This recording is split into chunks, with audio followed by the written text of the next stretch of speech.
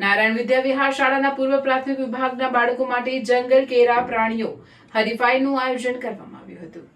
બાળકો જંગલના પ્રાણીઓથી માહિતગાર થાય તે હેતુથી પ્રાણીઓનું સુશોભન કરવામાં આવ્યું હતું, જેમાં 50 બાળકોએ ભાગ લીધો હતો અને પોતાની આગવી શૈલીમાં હાવભાવ સાથે પ્રાણીઓની વેશભૂષામાં રજૂઆત કરી હતી।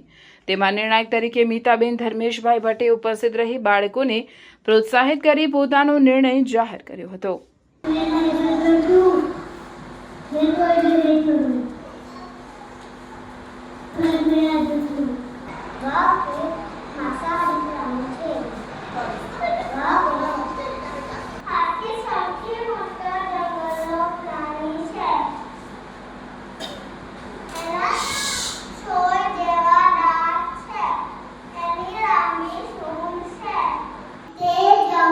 પ્રાણી છે તે દિને સાંજ પણ ઝડપથી દોડે